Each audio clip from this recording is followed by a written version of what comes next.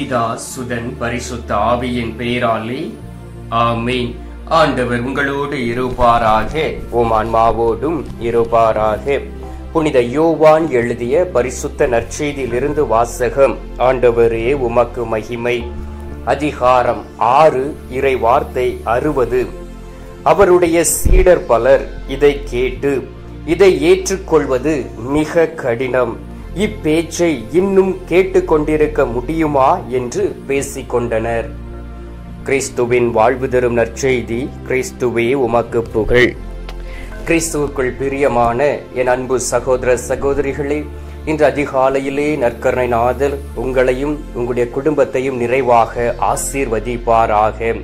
ஆண்டவருடைய வார்த்தைக்கு செவி கொடுத்து இந்த நாளிலே ஆண்டவருடைய உதவியை நீங்கள் நாடுங்கள். அவர் உங்களுக்கு உதவி செய்ய தயாராக இருக்கின்றார். எனவேதான் ஒவ்வொரு நாளும் அதிகாலையிலே இந்த கத்தோலிக்க காணொளியின் வழியாக அவர் உங்கள் வீட்டை தேடி வருகின்றார், உங்களுடைய பிள்ளைகளை தேடி வருகின்றார். உங்களை ஆசீர்வதித்து எனது பிள்ளைகள் இந்த உலகத்தில் மகிழ்ச்சியாக இருக்க வேண்டும் என்பதற்காக ஒவ்வொரு நாளும் உங்களை அரவணைத்து உங்களுடைய நோய்களை குணமாக்கி உங்களை உயர்த்தி கொண்டு இருக்கின்றார். அன்பார்ந்தவர்களே, இந்த நாளிலே நாம் இந்த வசனத்தை வாசிக்க கேட்டோம். ஆண்டவருடைய சீடர்கள், அவர்களை தவிர வேறும் பல சீடர்கள் ஆண்டவரோடு இருக்கிறார்கள். அவர்களும் ஆண்டவருடைய வார்த்தைகளை கடைபிடித்து ஆண்டவரை பின்பற்றி கொண்டு இருக்கிறார்கள். ஆண்டவராகிய இயேசு கிறிஸ்து இந்த உலகத்தில் வாழ்ந்த பொழுது அவர் பேசிய ஆற்றிய சொற்பொழிவுகள் என்று சொல்லலாம், அல்லது இறை வார்த்தைகள் என்று சொல்லலாம், அல்லது இறை அரசை பற்றி அவர் பறைசாற்றினார் என்று சொல்லலாம். அந்த வார்த்தைகளை எல்லாம் அவர்கள் கேட்கும் பொழுது சில நேரம் அவர்களால் ஏற்றுக்கொள்ள முடியாமல் போய்விட்டது. எனவே யார் இதை கேட்பார்கள் என்று அவர்களுக்குள்ளே பேசிக் கொள்கிறார்கள். எந்த சூழ்நிலையிலும் அவர்களுக்குள் மன தைரியம் கிடையாது ஆண்டவராகிய இயேசு கிறிஸ்துவிடம் போய் கேட்பதற்கு. ஆண்டவராகிய இயேசு கிறிஸ்து அதை உணர்கின்றார், அதை அறிகின்றார். ஆனாலும் அவர் அப்படியே அந்த இடத்திலே ஆண்டவருடைய வார்த்தைகளை அறிவித்துக் கொண்டு இருக்கின்றார். அதன் பிறகுதான் அவர் கேட்கின்றார், பேதுரு, நீயும் என்னை விட்டு போக விரும்புகிறாயா என்று கேட்ட பொழுது அவர் சொல்லுகின்றார், ஆண்டவரே, நாங்கள் எங்கே போவோம்? நிலை வாழ்வு தரும் வார்த்தை உம்மிடம்தானே உள்ளது என்று அவர் விசுவாச அறிக்கை இடுகின்றார். ஆம் அன்பார்ந்தவர்களே, நமக்கு விசுவாசம் மிகவும் முக்கியம். ஆண்டவருடைய வார்த்தையை வாசிக்க வேண்டுமே என்றாலும் கூட நமக்கு விசுவாசம் இருக்க வேண்டும். ஆண்டவருடைய வார்த்தைகளை கேட்க வேண்டுமே என்றாலும் நமக்குள் விசுவாசம் இருக்க வேண்டும், நம்பிக்கை இருக்க வேண்டும். இந்த நாளிலே என் ஆண்டவரிடம் போவேன், அவருடைய திருமுகத்தை தரிசிப்பேன், அவரோடு பேசுவேன், அவரை என்னுடைய உள்ளத்தில் ஏற்றுக்கொண்டு என்னுடைய குடும்பத்தில் ஏற்றுக்கொண்டு அவர் எனக்காக இந்த நாளில் வைத்திருக்கக்கூடிய ஆசீர்வாதங்களை பெற்றுக்கொள்வேன் என்கின்ற ஒரு மன தைரியம் நமக்குள் இருக்க வேண்டும். அப்பொழுதுதான் ஆண்டவருடைய வார்த்தைகளை நாம் சொந்தமாக்கி கொண்டு அவருடைய வார்த்தையின்படி இந்த உலகத்தில் வாழ முடியும். அன்பார்ந்தவர்களே, இந்த உலகத்திலே பல வகையான மரங்களை நாம் பார்த்திருக்கின்றோம். ஆப்பிள் மரத்தை பார்த்திருக்கின்றோம், பலா மரத்தை பார்த்திருக்கின்றோம், வாழை மரத்தை பார்த்திருக்கின்றோம், அதே போல் திராட்சை கொடிகளை பார்த்திருக்கின்றோம். இவை அனைத்தும் நமக்கு இனிப்பான கனிகளையும் பழங்களையும் தருகின்றன. ஆனால் இந்த மரத்திற்கு நாம் எந்த மாதிரி உரத்தை நாம் போடுகின்றோம் என்று பார்த்தோம் என்றால் அந்த உரமானது இனிப்பாக இருப்பது இல்லை. அந்த உரம் கசப்பாகவும் புளிப்பாகவும் துவர்ப்பாகவும் அல்லது உவர்ப்பாகவோ இருக்கும். ஆனாலும் அந்த சுவையை அந்த மரம் ஏற்றுக்கொள்வது இல்லை. ஒவ்வொரு மரமும் அதனுடைய அந்த தன்மையை குறித்து பழத்தை நமக்கு கொடுக்கின்றது. அந்த உரத்தை பெற்றுக்கொண்டு கனி மரங்கள் இனிப்பாகவும் சுவையாகவும் நற்கனிகளை தந்து கொண்டு இருக்கின்றது. எனவே நாம் கேட்கக்கூடிய போதனைகளும் வேத உபவாசங்களும் ஆலோசனைகளும் எல்லா நேரமும் நாம் எதிர்பார்க்கின்ற இனிப்பு சுவை உடையாக இருப்பது இல்லை. அவை சில நேரங்கள் சுவையற்றதாகவும் கசப்பாகவும் துவர்ப்பாகவும் விரும்பி ஏற்கும் தன்மை இல்லாததாகவும் இருக்க முடியும். எனவே அதனை நாம் அவசியம் உணர்ந்து கொண்டு ஆண்டவருடைய ஆசீர்வாதத்தை பெற்றுக்கொள்ள நாம் நம்மையே முன்னிறுத்தி விசுவாசத்தோடு ஜெபிக்கக்கூடியவர்களாய் இருக்க வேண்டும். பாருங்கள், மோசே மூலமாக இஸ்ரவேல் மக்களை கொடுக்க தேவனுடைய பிரமாணங்கள், ஆண்டவருடைய கட்டளைகள் இருந்தன. அந்த கட்டளைகள் ஐஸ்கிரீமை போல இருந்தது இல்லை, ஒரு கனியை போல அது இருந்தது இல்லை, ஒரு சுவை மிக்கதாக இருந்தது இல்லை. ஆயினும் அவற்றை உரிய விதமாக கடைபிடிக்கும் பொழுது இனிப்பாகவும் ஆசீர்வாதமாகவும் எந்த ஒரு பக்க விளைவும் இல்லாமல் இருந்தது என்று நாம் வாசிக்கின்றோம். ஆம் அன்பார்ந்தவர்களே, ஆண்டவர் கொடுத்த கட்டளையாகிய அந்த உரத்தை ஏற்றுக்கொண்டு கடவுளுக்கு கனி தரக்கூடிய மரங்களாக நாம் மாறவில்லை என்றால் இந்த உலகத்திலே நம்மால் வாழ முடியாது. எனவே இனிப்பான ஆசீர்வாதங்களை பெற வேண்டுமே என்றால் ஆண்டவர் நம்மோடு கூட இருக்க வேண்டும். இல்லை என்றால் இனிப்பான ஆசீர்வாதங்களை பெற்றுக்கொள்ள முடியாது. யோவான் நற்செய்தி 6ஆம் அதிகாரத்தை வாசித்து பாருங்கள்.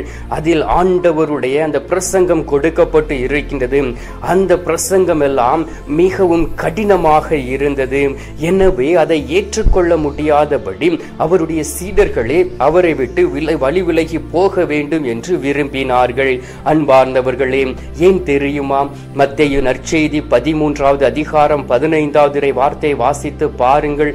அதில் சொல்லப்பட்டு இருக்கின்றது, இம்மக்களின் நெஞ்சம் கொழுத்து போய்விட்டது, காதும் மந்தமாகிவிட்டது, இவர்கள் கண்களை மூடிக்கொண்டார்கள், கண்களால் காணாமலும் காதால் கேட்காமலும் இருக்கிறார்கள், உள்ளத்தால் உணராமலும் மனம் மாறாமலும் வாழ்ந்து கொண்டு இருக்கிறார்கள்.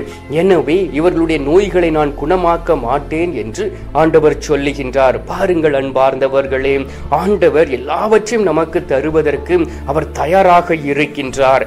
ஆனால் நமக்கு அவருடைய வார்த்தைகளும் ஆண்டவர் நமக்கு விட்டு சென்ற அந்த சுவடுகளும் கசப்பாக இருக்கின்றது. ஆண்டவர் கனி தரக்கூடிய மரமாக நம்மளை உயர்த்த வேண்டுமே என்றால் கசப்பானவற்றை ஏற்றுக்கொள்ள வேண்டும். அப்பொழுதுதான் நாம் இந்த உலகத்தில் வாழ முடியும். பாருங்கள் அன்பார்ந்தவர்களே, விடுதலை பயணம் 4வது அதிகாரம் 22வது வார்த்தையில் சொல்லப்பட்டு இருக்கின்றது, கடவுள் பார்வோனுடைய இதயத்தை கடினப்படுத்தினார். ஏன் தெரியுமா? அதிகமாக கடினப்படுத்த இஸ்ரவேல் மக்கள் மனம் மாறி ஆண்டவரை ஏற்றுக்கொண்டு அந்த இடத்தை விட்டு கடந்து செல்லும்படியாக ஆண்டவர் உதவி செய்தார். அன்பார்ந்தவர்களே, ஒருவேளை பார்வோன் சுவை தரக்கூடிய காரியங்களை இஸ்ரவேல் மக்களுக்கு செய்து கொண்டு இருந்தான் என்றால் உண்மையிலே அவர்கள் கடவுளை முழுவதும் மறந்து போய் இருப்பார்கள். எனவேதான் ஆண்டவர் பார்வோனின் இதயத்தை கடினப்படுத்தினார் என்று சொல்லப்பட்டு இருக்கின்றது. எனவே இந்த நாளிலே நாம் ஆண்டவருடைய வார்த்தைகளை கேட்டிருக்கின்றோம். ஆண்டவருடைய வார்த்தையின்படி வாழ்வோம் என்று முடிவெடுத்து இந்த நாளை ஒப்பு கொடுத்து ஜெபித்து கனி தரக்கூடிய மரங்களாக மாறுவோம். எங்கள் பரலோக தந்தையே, இயேசு கிறிஸ்துவே, தூயனல் ஆவியே, தந்தையே, இந்த அருமையான காலை பொழுதிற்காக உமக்கு நன்றி சொல்லி உம்மை துதிக்கிறோம். அப்பா, இந்த காலை பொழுதிலே உமக்கு ஏற்ற பிள்ளைகளாக, உண்மைக்கு ஏற்ற பிள்ளைகளாக வாழ நீர் எங்களை தைரியப்படுத்தி இருப்பதற்காக உமக்கு நன்றி. எங்களை திடப்படுத்தி இருப்பதற்காக உமக்கு ஸ்தோத்திரம். அன்பார்ந்த இயேசு சுவாமி, அநேக முறை எங்களுடைய தாய் தகப்பன் சொல்லக்கூடிய அனைத்து உப காரியங்களும், எங்களுடைய தாய் தந்தையர்கள் கற்றுக் கொடுக்கக்கூடிய அநேக உபதேசங்களும் எங்களுடைய வாழ்க்கையில் ஏற்றுக்கொள்ள முடியாதபடி கசப்பாக இருந்தபடியினால் இந்த நாளிலே நாங்கள் கனி தரக்கூடிய ஒரு மரத்தை போல் இல்லாமல் இருக்கின்றோம். எங்கள் தாய் தந்தையர்களும் என் ஆண்டவராகிய இயேசு கிறிஸ்துவும் கற்றுக் கொடுத்த அனைத்து வார்த்தைகளையும் கேட்டு வாழ்ந்தபடியினால் இந்த நாளிலே கனி தரக்கூடிய மரங்களாக வாழ்ந்து கொண்டு இருக்கின்றோம். அன்பார்ந்த இயேசு சுவாமி, அதே ஆசீர்வாதங்களை எங்களுடைய குடும்பத்தில் இருக்கக்கூடிய ஒவ்வொருவருக்கும் கொடுப்பீராக, பிள்ளைகளுக்கு கொடுப்பீராக, ஆண்டவரே அரசியல் தலைவர்களுக்கு கொடுப்பீராக.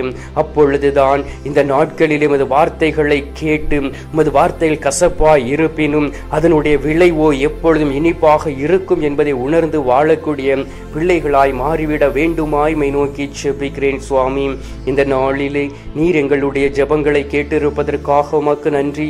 ஜெபத்தை கேட்டு பதில் தந்திருப்பதற்காக உமக்கு ஸ்தோத்திரம், ஸ்தோத்திரம், ஸ்தோத்திரம். மீட்பெரும் இரட்சகருமான இயேசுவின் திருக்கரத்தில் ஒப்பு கொடுத்து எங்கள் தாய் கன்னி மரியாள் வழியாக ஜெபிக்கின்றோம் அன்பு தந்தையே. ஆமீன். பரலோகத்தில் இருக்கிற எங்கள் பிதாவே, உம்முடைய நாமம் அர்ச்சிக்கப்படுவதாக. உமது ராஜ்யம் வருக. உமது சித்தம் பரலோகத்தில் செய்யப்படுவது போல பூலோகத்திலும் செய்யப்படுவதாக. எங்கள் அனுதின உணவை எங்களுக்கென்று அளித்தருளும். எங்களுக்கு தீமை செய்கிறவர்களை நாங்கள் பொறுப்பது போல எங்கள் பாவங்களை பொறுத்தருளும். எங்களை சோதனை உளவிடாதையும் தீமையில் இருந்து எங்களை ரட்சித்தருளும். ஆமீன். அருள் நிறைந்த மரியே வாழ்க, கர்த்தர் உடனே பெண்களுக்குள் ஆசீர்வதிக்கப்பட்டவள் நீரே. உம்முடைய திரு வயிற்றின் கனியாகிய இயேசும் ஆசீர்வதிக்கப்பட்டவரே. அஜிஷ்ட மரியே, சர்வேசனுடைய மாதாவே, பாவிகளா இருக்கிற எங்களுக்காக இப்பொழுதும் எங்கள் மரண நேரத்திலும் வேண்டிக் கொள்ளும். ஆமீன். பிதாவுக்கும் சுதனுக்கும் பரிசுத்த ஆவிக்கும் மகிமை உண்டாவதாக. ஆதியில் இருந்தது போல இப்பொழுதும் எப்பொழுதும் என்றென்றும் இருப்பதாக. ஆமீன். அன்பார்ந்தவர்களே, ஆண்டவர் நம்முடைய வாழ்க்கையில் இருக்கக்கூடிய கசப்பான அந்த தருணங்களை இனிப்பாக மாற்றி இருக்கின்றார். இப்பொழுது அவர் தரும் ஆசீர்வாதத்தை பெற்றுக் கொள்வோம்.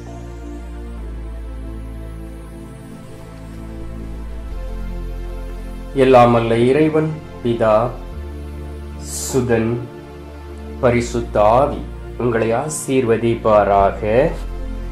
ஆமீன்.